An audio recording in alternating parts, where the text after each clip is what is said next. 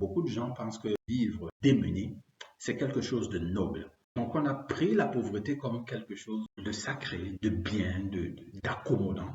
Pourtant, c'est l'une des saletés les pires qui peuvent arriver à un être humain que d'être pauvre. Il y a beaucoup de personnes qui se plaignent donc qu'ils manquent d'argent. On se programme de heureux les pauvres, puisque leur récompense est au ciel.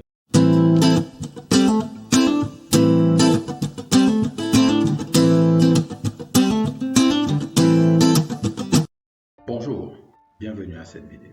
Je suis Didier Maillet de Be Different. Avant tout, je tiens d'abord à m'excuser parce que j'ai l'impression que le volume de mes vidéos n'était pas adéquat. J'ai eu beaucoup de problèmes avec les différents micros que j'avais. Et le principal problème, c'est que comme les micros viennent de très loin, vous le savez, je les fais venir d'Amazon et que ça prend un certain nombre de temps pour arriver. Donc, j'ai commandé un nouveau micro et entre-temps, je dois me débrouiller avec des micros comme celui-ci. Celui-ci est un peu en panne. Mais j'espère qu'il retransmet assez fidèlement ce que je suis en train de dire aujourd'hui. Et vraiment, je m'excuse encore le temps que le nouveau micro arrive. Je crois que les choses vont s'arranger. Alors, aujourd'hui, vous avez certainement remarqué le titre. L'argent n'est pas un problème. Qu'est-ce que ça veut dire?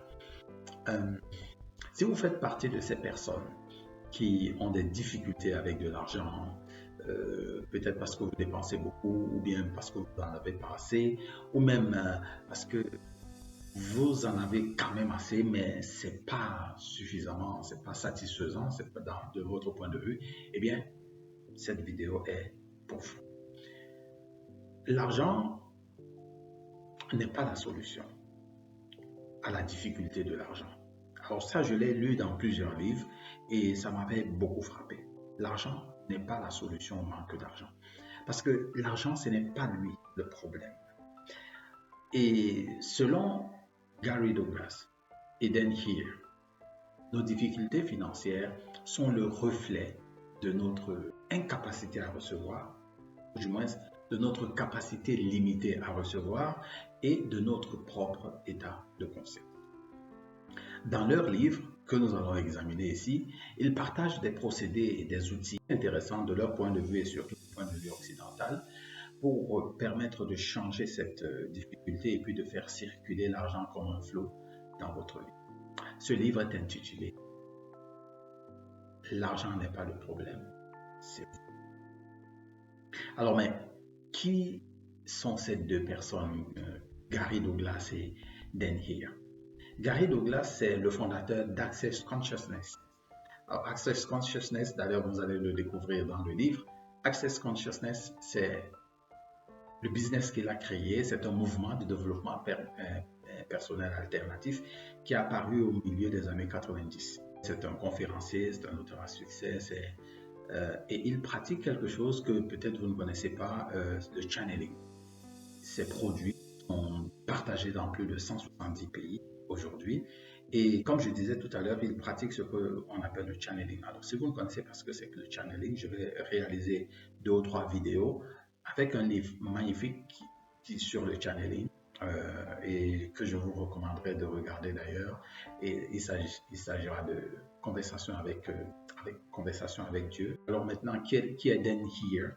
Alors, Dan Heer est le cofondateur et des partenaires en affaires, et lui, il est en affaires depuis 2000. Lui, sa spécialité, c'est qu'il est chiropracteur. Alors, c'est quoi un chiropracteur? C'est le gars qui vous brise les os là.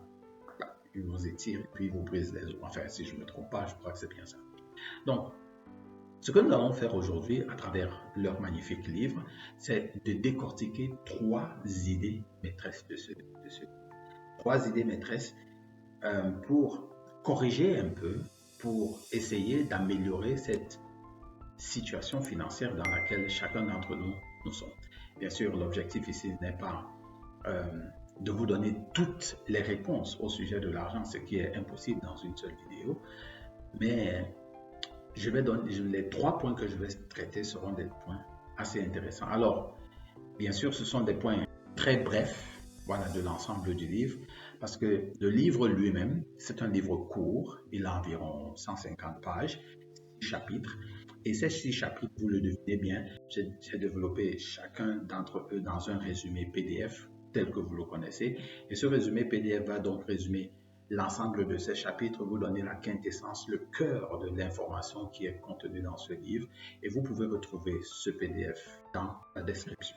Maintenant, quelles sont ces 3 idées qui peuvent complètement changer notre rapport avec l'argent?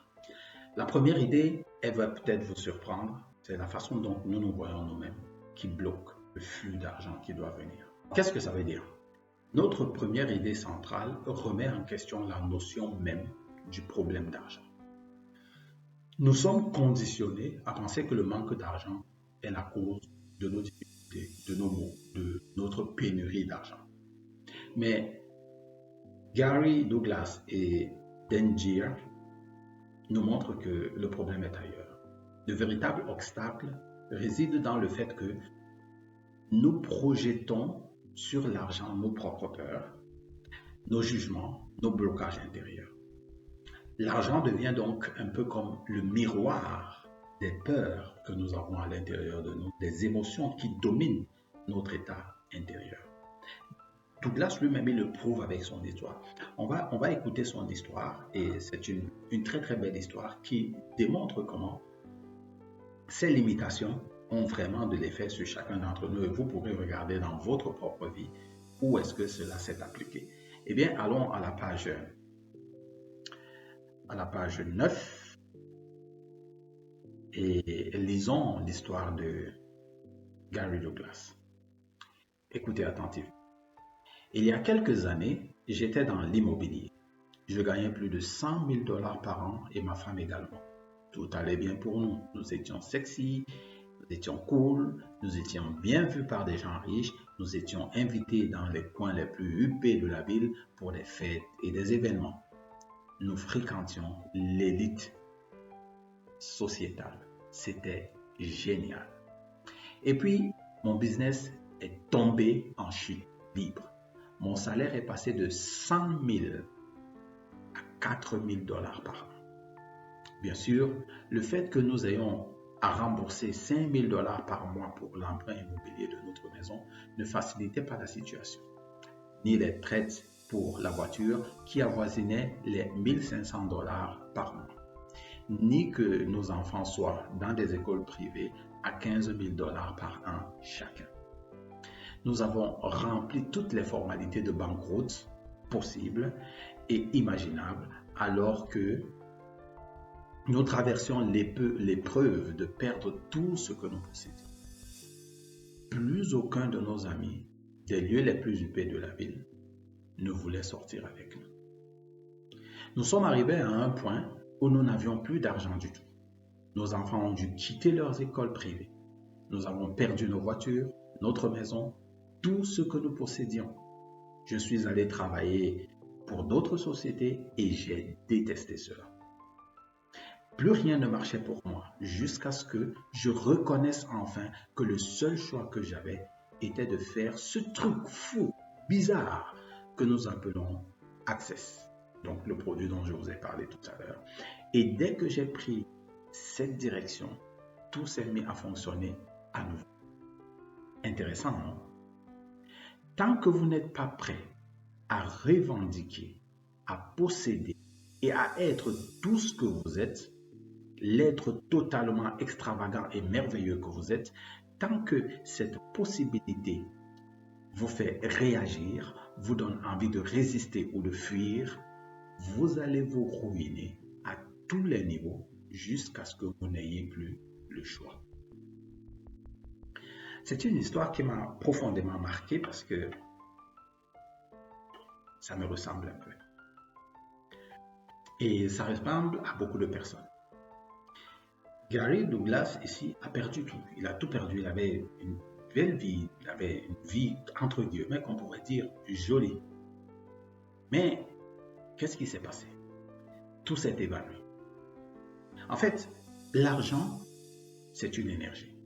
Et la solution n'est pas de courir après l'argent, mais de travailler sur la plus grande des choses que vous n'êtes pas prêt à recevoir, c'est-à-dire l'image de vous-même, l'image que vous faites de vous-même.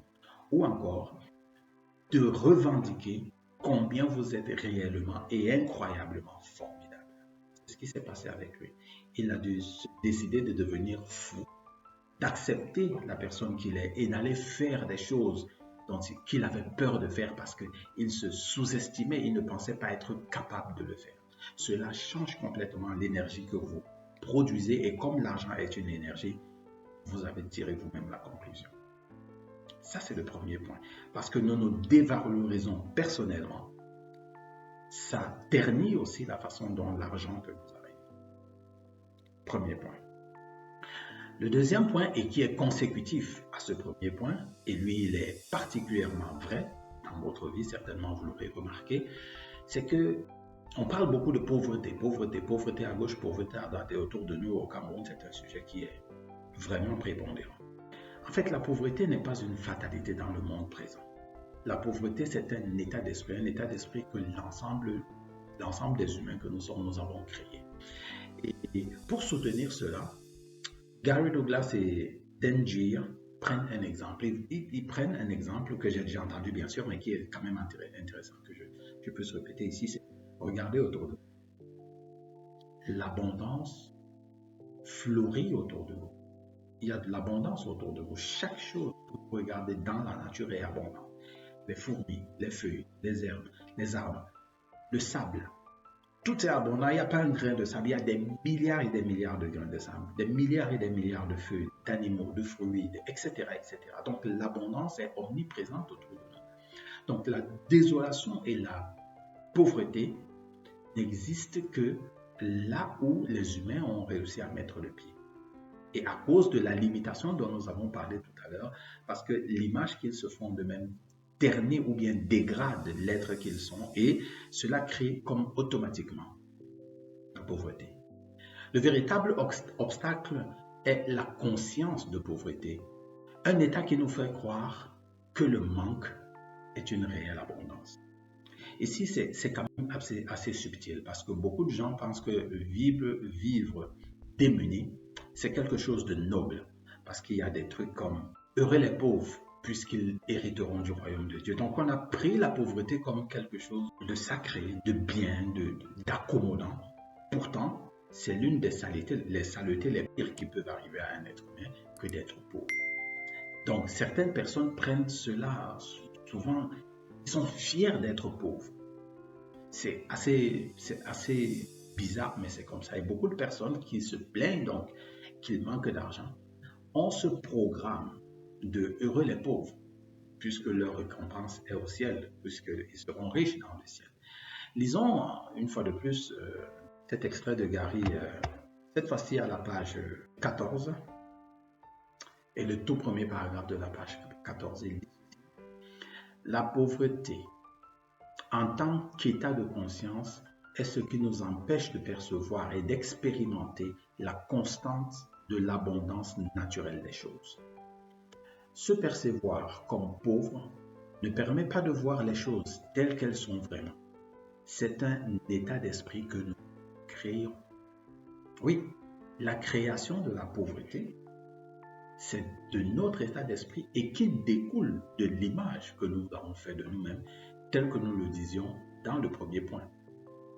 La conscience de la pauvreté est donc une construction mentale. Pour s'en libérer, il faut cesser d'utiliser des termes comme vouloir, surtout dans le contexte de l'argent. Dans son sens étymologique, le mot en anglais to want, vouloir, signifie manquer de. I want, je manque de. Ainsi, dire je veux de l'argent revient à déclarer je manque d'argent. C'est assez bizarre, mais allez regarder dans l'étymologie du verbe I want, vous retrouverez que la racine ou bien l'origine de ce mot, c'est le manque. Donc, à chaque fois que vous voulez quelque chose, en fait, vous déclarez que vous en manquez. Et cela est intrinsèquement lié à la façon dont nous avons conçu nous-mêmes l'argent. Il est donc intéressant pour nous de bannir cette idée de « je veux », cette idée de « la pauvreté est bien, heureux les pauvres ». Non, les pauvres ne sont pas heureux, ils sont malheureux. Il faut être raisonnable, il faut être vrai là-dessus. Maintenant, la troisième chose, et cette chose-ci qui est vraiment étroitement liée avec le titre de cette vidéo, l'argent n'est pas le problème, c'est nous-mêmes le problème. Ce point m'a particulièrement choqué, m'a particulièrement touché parce que je me suis reconnu là-dedans au début des difficultés financières que je commençais à avoir. Alors, c'est quoi ce point? On va prendre une image pour bien expliquer ça. Vous voyez une pièce de monnaie? Une pièce de monnaie a deux faces. Elle n'a pas seulement qu'une face. Elle a la face pile et elle a la face face. OK. On accepte facilement que la pièce de monnaie, c'est comme ça. C'est ainsi qu'elle est. Elle a un côté pile et un côté face. Seulement, ce qu'on applique à la pièce de monnaie, on refuse d'appliquer cette dualité à la vie et dans le processus de recevoir. Qu'est-ce que je veux par là dire? L'abondance que nous souhaitons vient avec un ensemble de choses avec lui. Mais cet ensemble de choses, nous ne l'acceptons pas. Je recommence. Nous voulons l'abondance. L'abondance, par exemple, d'argent.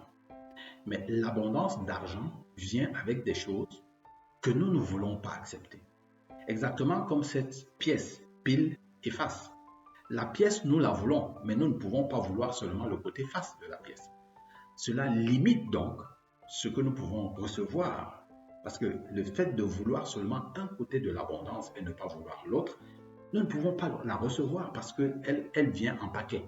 Elle vient avec le côté pile et le côté face. Pour mieux expliquer cela, laissons Gary Douglas continue à nous expliquer. Et lui, il explique d'une meilleure façon encore que moi. Et cette fois-ci, c'est à la page 99. Et ce qui est intéressant, très très intéressant, écoutez ce qu'il dit. Ce que vous ne voulez pas recevoir limite ce que vous pouvez avoir dans la vie. Parce que vous n'êtes pas disposé à recevoir ces choses, vous ne pouvez pas avoir l'abondance. Tout le monde rencontre peu à peu les mêmes problèmes.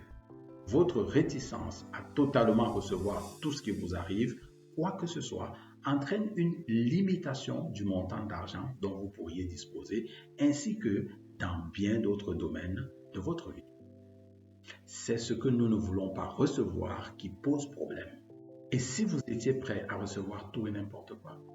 Gary nous dit ici qu'il y a quelque chose que nous ne voulons pas recevoir. Et cette chose que nous ne voulons pas recevoir empêche que nous recevions en même temps l'abondance. Mais c'est quoi cette chose que nous ne voulons pas recevoir? Ici, puisque nous parlons d'abondance, l'abondance vient avec son autre côté, qui n'est pas son opposé. Il faut pas penser ça. Ce n'est pas l'opposé, comme une pièce. La pièce, le côté face et le côté pile de la pièce n'est pas l'opposé de la pièce. C'est juste une composante de la pièce. C'est dans la structure même de la pièce. Donc, les choses que nous ne voulons pas recevoir, mais qui pourtant viennent avec l'abondance, il y a par exemple l'incertitude, le risque, les critiques, les échecs, les nuits d'insomnie. Beaucoup de gens, ils veulent cette abondance, mais ils répriment ou bien ils n'aiment pas qu'ils soient critiqués. Mais les gens qui reçoivent de l'abondance sont constamment critiqués. J'ai un ami en Côte d'Ivoire, je lui fais coucou d'ailleurs, et coucou à toute la population de Côte d'Ivoire. Si vous me suivez, faites un like, merci de me suivre et partagez aussi cette vidéo bien sûr. Alors j'ai mon ami en Côte d'Ivoire et un jour on discutait et il m'expliquait qu'il avait des difficultés à vendre un certain produit. Et dans la discussion, j'ai constaté que, en fait, c'est pas qu'il avait des difficultés à vendre ça, c'est qu'il avait des difficultés à recevoir des critiques venant de la vente de ce produit. C'est-à-dire que vous savez que vous vendez des produits, il n'y aura pas que des avis positifs sur votre produit. Mais lui, il avait peur de l'autre côté, c'est-à-dire il avait peur des critiques, que des gens ne puissent pas apprécier le produit. Il ne se sentait pas à l'aise avec ça. Et beaucoup de personnes sont dans cet état. Ils ne se sentent pas à l'aise avec la critique. Il faut être à l'aise avec la critique parce que c'est avec ça que vient l'abondance. Il faut être à l'aise avec l'échec parce que l'échec est une composante de l'abondance. L'incertitude est une composante de l'abondance. Et tant que nous ne l'acceptons pas à l'intérieur de nous, eh bien, c'est nous le problème, c'est pas l'argent, c'est pas l'abondance. C'est simplement parce que nous avons refusé d'accepter cette face de l'abondance, que l'abondance ne nous arrive pas, que l'argent ne nous arrive pas. Donc, en réalité, oui, l'argent n'est pas le problème. Le problème, c'est nous. Qu'est-ce que nous pouvons dire à la fin de cette vidéo? L'ouvrage « L'argent n'est pas le problème, c'est vous » de Gary Douglas et Dan Deere nous pousse à une introspection profonde. Il nous enseigne que l'argent semble être l'enjeu, il n'est en réalité que le symptôme de nos propres limitations et de notre réticence à recevoir ce que nous pouvons recevoir dans la vie, notre propre grandeur en rien. Nous avons vu donc 3 éléments. Que l'argent n'est pas le problème, que c'est l'image que nous avons de nous-mêmes qui en réalité est le problème qui empêche que le flot d'argent puisse couler. Donc ça veut dire que la solution, ce n'est même pas l'argent, c'est nous. Deuxième chose que nous avons vu que la pauvreté est un état de conscience créé par l'homme lui-même, créé par vous-même, parce qu'il y a des programmes qui tournent en boucle à l'intérieur de vous. Heureux les pauvres, puisqu'ils hériteront du royaume de Dieu. Et donc, l'état d'abondance ne peut pas accompagner un tel programme qui tourne en boucle à l'intérieur de vous. Donc, le problème, c'est... Et troisièmement, la chose que nous avons vue, c'est que nous ne sommes pas prêts à recevoir une composante même de l'abondance, c'est-à-dire les risques, l'incertitude, les critiques, les échecs. Et cela donc ouvre la porte à du manque. Pourtant, si nous embrassons aussi ces possibilités, si nous acceptons ça, là nous ouvrons des immenses possibilités, le flot d'abondance dans notre vie. Donc, pour vraiment changer la façon dont l'argent afflue dans votre vie, voilà ce que Gary et Dan nous demandent de corriger dans notre vie.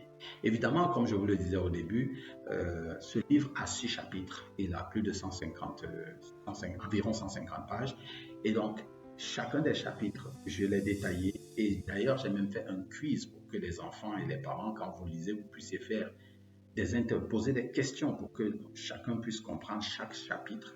Et donc, c'est extrêmement intéressant d'aller prendre votre PDF, de lire l'ensemble. Parce qu'il y a des choses que vous allez découvrir, par exemple, il parle par exemple de mettre à côté 10% pour vous honorer, pouvoir vivre dans des segments de 10 secondes, mais de quoi est-ce qu'il parle et quelles sont les techniques, les outils qu'il propose pour tous les jours pouvoir affronter cette situation qu'est le manque d'argent. Eh bien, tout ça est résumé dans le PDF que vous pouvez prendre. Si vous avez apprécié cette vidéo, likez, partagez aux personnes à qui vous pensez que ce sera utile. J'attends vos avis et vos commentaires. Faites des commentaires, aidez-moi à améliorer les vidéos. Et bien sûr, dites-moi si le son est bon, comme ça je pourrai voir comment améliorer. Sur ce, soyez différents. Rendez-vous à la prochaine vidéo.